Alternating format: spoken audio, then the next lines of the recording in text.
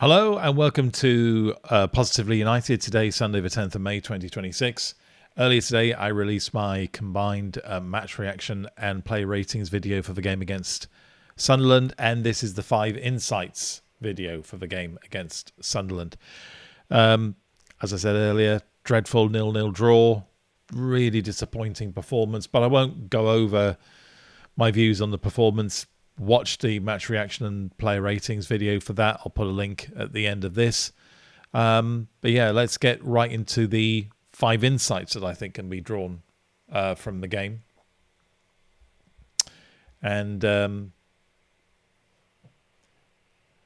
as I said earlier on, sometimes you know something is right, but you need something to kind of just push you into knowing it's right again and confirming the situation. And if we needed any confirming that our squad isn't good enough, yesterday was a brutal wake-up call. Beyond the starting 11, which Michael Carrick has played pretty consistently since he became head coach. One of the notable things about Carrick's reign has been how consistent he's been in his team selections. He's essentially picked the same 11, 12, 13 players all the time. He hasn't ventured beyond that. And it's because clearly he doesn't trust those players, and frankly, he's probably right not to do so. We don't have the squad to compete with the best. We are the best of the also-rans at the moment. We'll finish 3rd this season. And we're the best of the also-rans. We're not on the same level as City or Arsenal. And that's where we need to be. Now, are we a million miles away? You know what I mean by that expression? No, I don't think we are. But we are a very substantial summer transfer window away from being able to compete with City and Arsenal. It's not going to happen without incredibly large amounts of investment this summer. And I'm falling into the trap there of thinking that the answer is purely going out and buying the most expensive players. As I said in the player ratings video, Lamans is turning out to be the buy of last summer, and he was by far the cheapest of the players we bought. We spent 65 million on Boomer. Was it 62 million on Cunha? How much was it on Shesko? Even more? Lamans was £19 million, 21 million euros, I think around that figure. I don't mind at all if United rinse and repeat that model.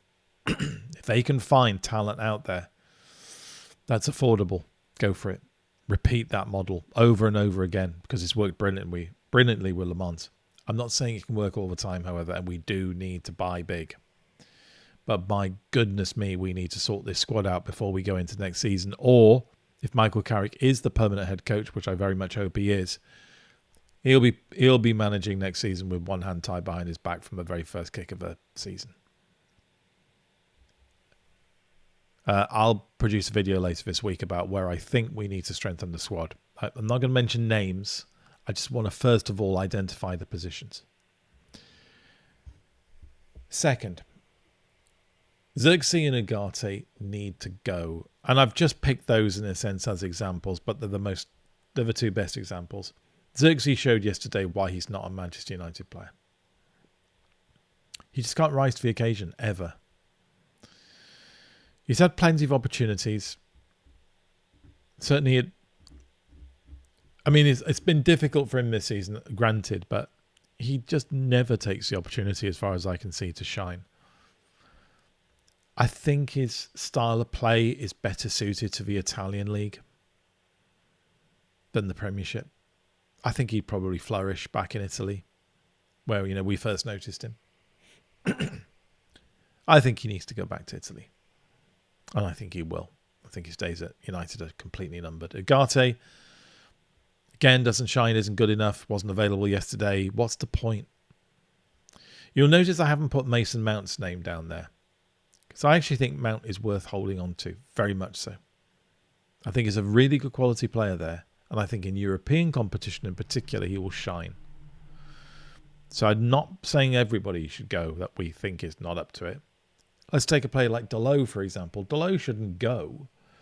It's just we need to find better. Shaw shouldn't go. It's just that we need to transition next season into our future left back. What an important season next season is.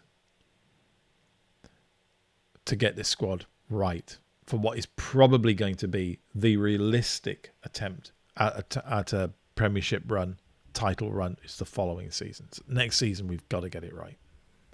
But as well as buying players in, we need to get rid of players who, frankly, are just not serving any value to us whatsoever. Obviously, one of the things we do is need to replace Casemiro.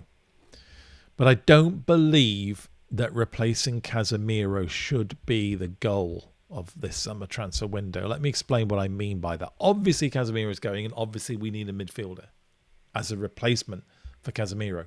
But we're never going to replace Casemiro like for like. He's a quite special player. We know that.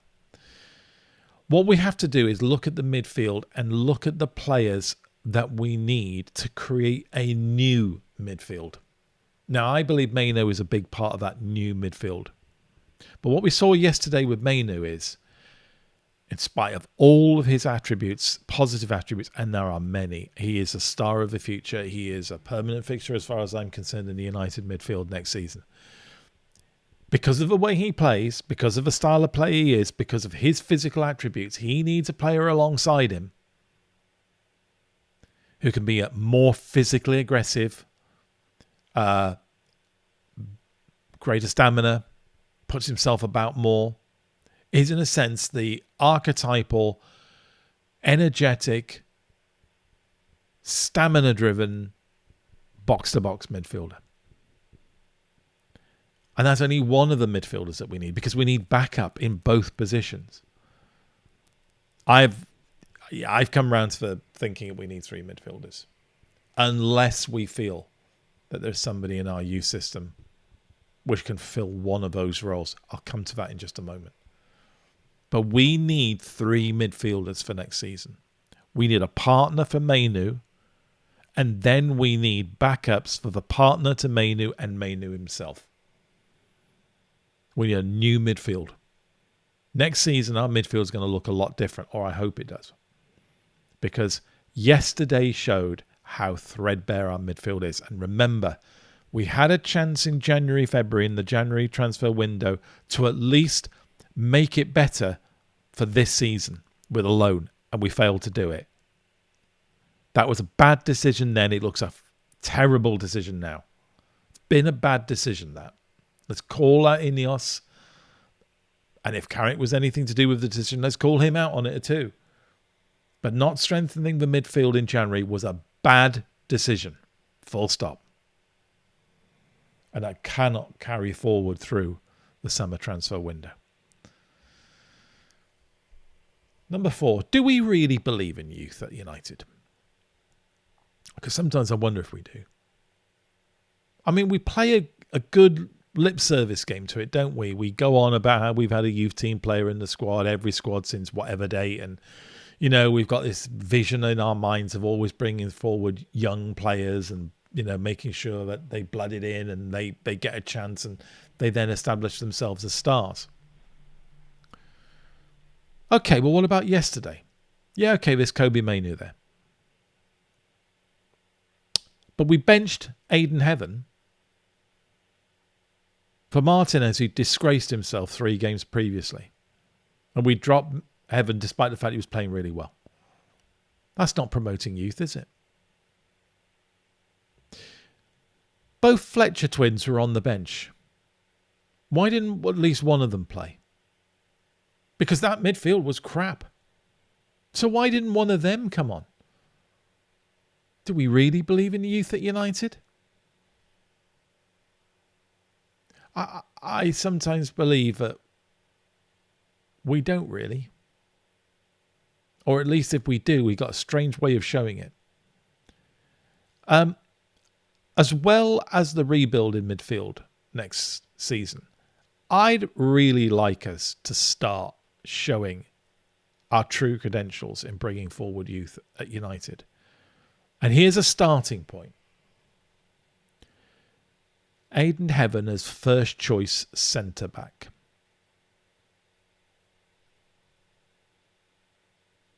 Playing alongside Harry Maguire or De Ligt.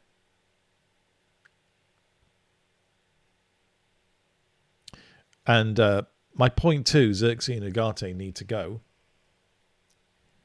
Maybe another player that needs to go is Martinez to make space for Aidan Heaven. Because I think Heaven's the future. I don't think Martinez is. How about that? How about a real commitment to youth at United? And I haven't even mentioned Lenny Yoro. Now, Lenny Yoro's had a difficult season sometimes. He's had underwhelming performances, certainly in, say, first 15 minutes of the games he's played. But we won't get over that hump if we don't play Yoro. I am fully behind keeping Maguire for 1 or 2 more seasons because I think he brings qualities that Martinez doesn't have in terms of his character, in terms of the impact he has on the squad. But I genuinely believe I think Martinez could go.